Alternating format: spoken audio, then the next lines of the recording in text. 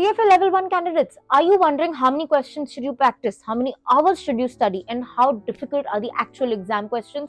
If yes, then you're watching the absolutely correct video. Let's get to it.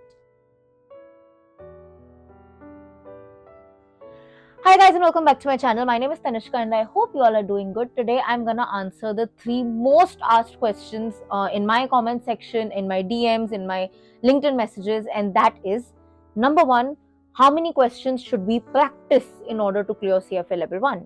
Number 2, how many hours should we study in order to clear CFA level 1? Number 3, how difficult are the actual exam questions in comparison to the practice questions? We're gonna get straight to it, but before that, if you're new to the channel, then please subscribe. I need all your love, support, and care. If you're already a part of this channel, thank you so much for joining me in my journey. I hope we stay together till the end of time. Now, getting to question number 1, how many questions should we practice in order to clear CFA level 1? Now, practice in the entire CFA curriculum is very, very important. Why? Let's first address that. Why do people stress so much that, oh, practice, practice, practice? You guys might have heard that, CFA level 1 candidates, and I understand it seems very overwhelming, but I'll tell you why it is said so much. So the CFA course, actually, if you know you've studied it for a while, or if you keep studying it, it becomes easy to understand after a certain point of time. The difficulty level comes is when the exam questions are presented to you, because they are a little tricky. They are not always straightforward questions like, what is 1 plus 1? If suppose they were teaching you maths and they're saying 1 plus 1, the exam questions are not necessarily going to come directly as 1 plus 1. They might twist it in a way that the first prime number plus the first prime number, something like that, just giving an example. And so, to be able to crack those tricky questions, you need to practice constantly, see a variety of ways in which the institute can trick you, so that on the exam day, in case something doesn't come straightforward, which has a higher chance, you will be able to catch it. Your mind becomes sharp when you keep practicing. It's not necessary that what you practice wahi tarike ka exam mein aayega, but because you keep on practicing, your mind will start opening up to think in different ways to find solutions. That's why people constantly stress on practicing, and that is not just for CFA level 1, it's for 2 and 3 as well. Now, getting to, how many questions should you solve in order to practice, I'll tell you what I did. In your first reading, how do you determine between first, second reading? I'm going to put a link in the description where I've shared my detailed plan. You can go through that. But within your first reading, these are the number of questions or kind of questions that you should complete. If you're studying from Shweza, which most people do, I also did Shweza notes, then blue box questions from Shweza's, all of it. End of chapter questions from Shweza, all of it. And end of chapter questions from the curriculum notes of that particular chapter.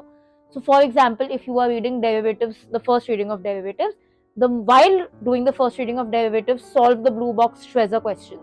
The moment you finish that first reading of derivatives, immediately solve the end of chapter Shweza questions. The moment you finish end of chapter Shweza questions, immediately get to end of chapter curriculum questions. Only when you finish this pattern should you then go to the next reading. That is what I count as one complete reading, and it's always helpful because you've practiced enough to be able to let it actually safely go to your subconscious memory.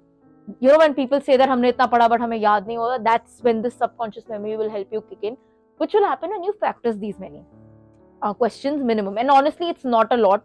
They're not too many. You will get it done in half day, 1 day maximum. Mostly half day. Doesn't take a lot of time. Believe me, it's not a lot. Now, second reading, once you're done with this, once you finish reading the entire syllabus and completing these many number of questions, in the second reading, you will then switch to candidate resource questions from the institute, right? Should you complete the candidate resource questions or no? I feel like don't keep a target number for candidate resource questions. Just keep a target of how many you have to do in a day. So 10 questions per subject or 5 questions per subject every day. That's good. Constant practicing of the candidate resource questions is more important than completing the candidate resource questions. Fun fact, I never completed candidate resource questions for level 1 and level 2. And I cleared both levels pretty seamlessly. It's not that I'm promoting that you should not practice it, but I'm saying that sometimes some people are not able to complete it. Does not mean that you will end up failing. The point of solving these questions is not to count that, oh, I did 5,000 questions, oh, I did 1,000 questions. It doesn't matter. The point is, are you understanding what's happening in those questions? Is your mind getting sharp enough to be able to catch the tricks that would be asked in the exam. If you're cracking these 2 points, and even if you solve 10 questions, you're in a very safe zone.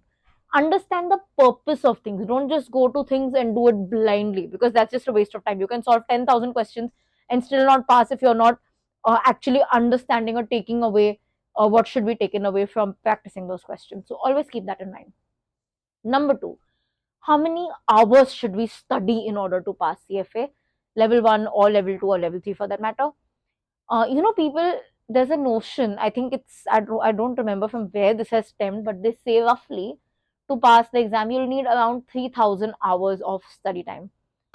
It might be right. I've never really bothered to get into that. But in my opinion, it is a rubbish concept to time how much time you're going to study. I'm very much for the principle that, time is money and time is important. But you cannot quantify in number of hours that will take you to gain some knowledge and execute it correctly. That is a very, very rubbish concept, according to me. I believe instead of thinking that I need to study for 3,000 hours or I have to study for 5 hours a day, sorry, 3 hours a day, it is always wiser to instead set targets per day.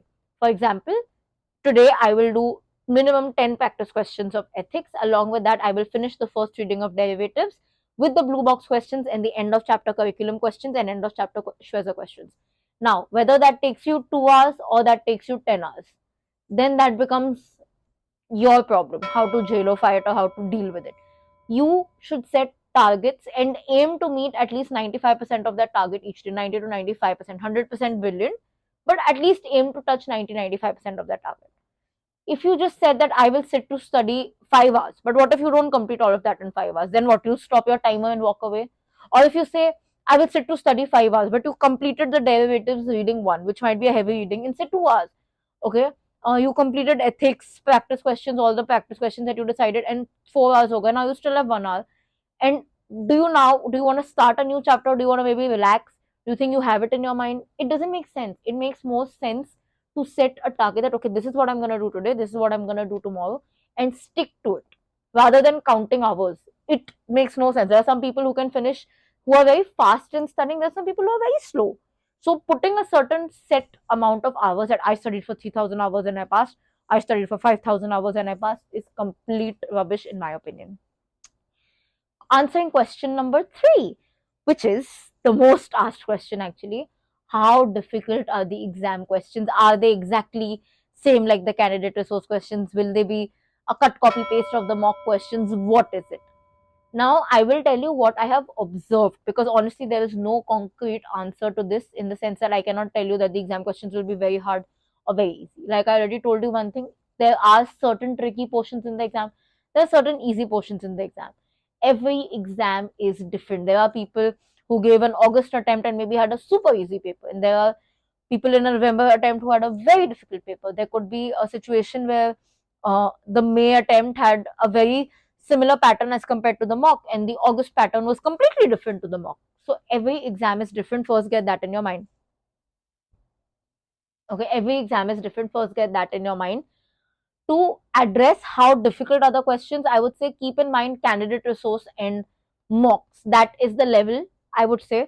Roughly, averagely, there are days when it goes even above that. There are days when it goes even lighter than that.